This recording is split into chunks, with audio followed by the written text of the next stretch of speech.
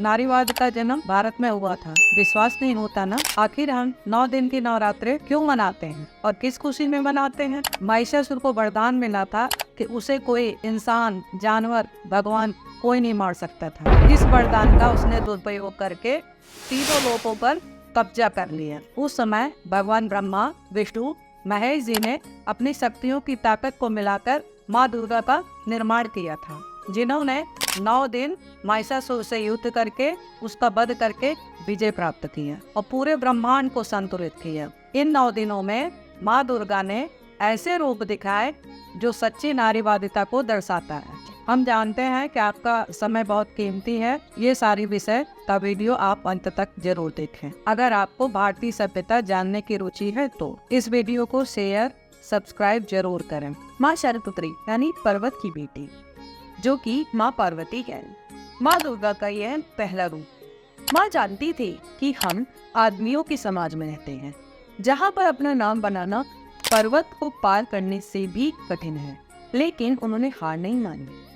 आज की दुनिया में एक आम आदमी को एक काम करने के लिए जितनी तनख्वाह मिलती है, लगभग उससे 20% का एक महिला को वही काम करने के लिए मिलती है। यही कड़वा सच है।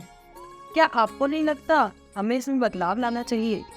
आज हम जब भी शिवजी और पार्वती जी को देखते हैं तो वो हमेशा साथ में बैठे रहते हैं।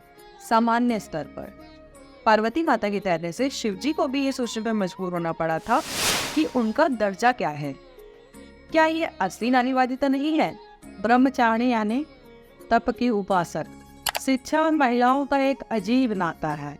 क्या आपने कभी नोटिस किया है कि जब हम स्कूलों में होते हैं तो ज़्यादातर महिलाएं शिक्षिका होती हैं, लेकिन हम जैसे जैसे कॉलेज और ग्रेजुएशन में पहुंचते हैं तो वहां हम देखते हैं कि ज़्यादातर प्रोफेसर आदमी होते हैं। आखिर क्यों? क्या औरतों को पढ़ाई में रुचि नहीं थी या उनको मौका नहीं दिया गया? लेकिन अब चीज़ों में बदलाव आ रहा है। आज की बेटी अपनी माँ को पढ़ाना सिखा रही है, लिखाना सिखा रही है और मुझे ये देखकर उनमें माता ब्रह्मचारिणी नजर आती है। माँ चंद्रघंटा माता हमें मल्टीटास्किंग सिखाती है, जिसमें औरतें ऑलरेडी एक्सपर्ट हैं। चंद्रघंटा माता ने अपने कई हाथों में कई सारे हथियार लेकर रक्तबीज नाम के असुर का वध किया था। ऐसे ही एक भारतीय नारी भी कई भूमिका एक साथ निभाती है। हथियार अलग है, लेकिन काम और भी बढ़ चुके हैं और भी ज्यादा कठिन है। एक ही समय पर एक अच्छी माँ, एक अच्छी बेटी, एक अच्छी पत्नी और एक अच्छी एम्प्लॉय बनने की हिम्मत हम में है। कुष्मांडा रूप है प्रकृति का, जिन्होंने पूरी सृष्टि का निर्माण किया है और उसे अपने बच्चों की तरह पाल पोस के बड़ा किया है और उसकी रक्षा भी करी है। जैसे नाता हमारी माँ के साथ है, वैसे ही नाता हमारा हमारी प्रकृति के साथ है। जरूरी नहीं है कि एक औरत बच्चे को जन्म देकर ही माँ बने। हम पेड़ पौधों को जन्म देकर भी माँ बन सकते हैं, जो कि थके हारे मुसाफिरों को छाया और ऑक्सीजन देने में मददगार होते हैं। यह जीता जागता उदाहरण है कुष्मांडा माता का। आखिर माँ तो माँ ही होती है और इसी का रिमाइंडर है नवरात्रि। स्कंद माता यानी कार्तिकेय जी की माँ, एक शूरवीर योद्धा की माँ। कार्तिकेय जी देवों के सेनापति हैं। वो खुद एक शक्तिशाली योद्धा है जो कि हर युद्ध जीतने में सक्षम है। क्यों?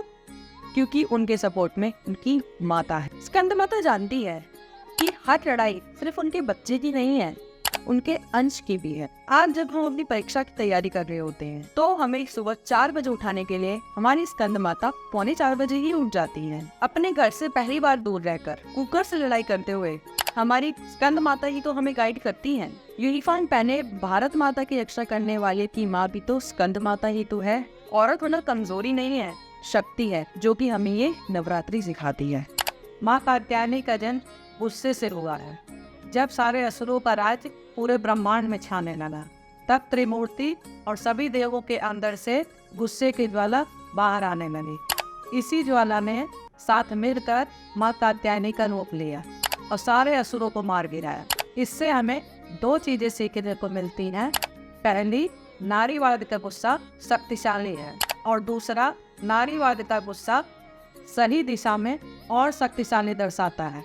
पूरी जिंदगी हमें कई अन्याय सहने पड़ते हैं। इससे हम परेशान हो सकते हैं और डिस्टर्ब हो सकते हैं या फिर सकारात्मक ऊर्जा पा सकते हैं। हम अपनी ऊर्जा को सही दिशा में एकत्रित करके ज्वाला की तरह इस्तेमाल कर सकते हैं और आगे बढ़ सकते हैं।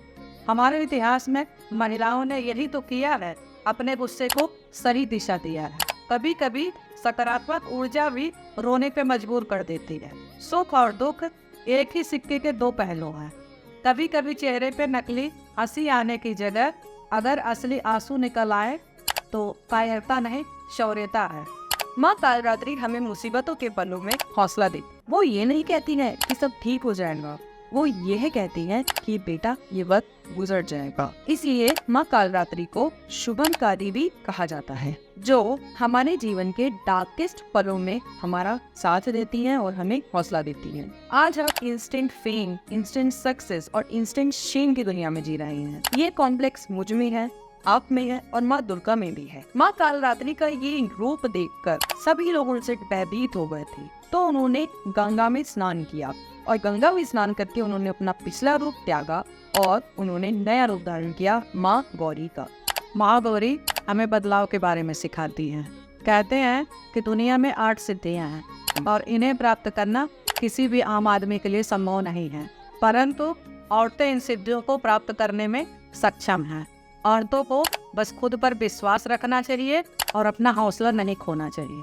माँ सिद्धात्री खुद पर भरोसा रखकर, हौसला ना हार कर, पूरी दुनिया से लड़कर जीतने की शक्ति रखती है माँ सिद्धात्री। आज हर वो औरत और लड़की जो अपने न्याय के लिए, अपने हक के लिए पूरी दुनिया से लड़ती है, वो माँ सिद्धात्री है। नवरात्रि अभी हमें ये सिखाता है कि महिषासुर कभी खात्मा नहीं हुआ है। महिषासुर अलग अलग रूप में हमारे और आपके सामने आता है।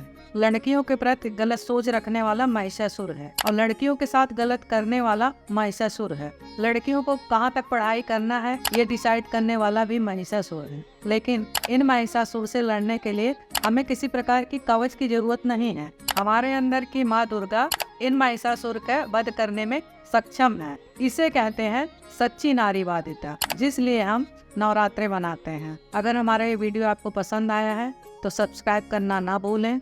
ज़्यादा से ज़्यादा इस वीडियो को शेयर करिए ताकि नारीवादिता का महत्व सभी को पता चले। जय माता दी।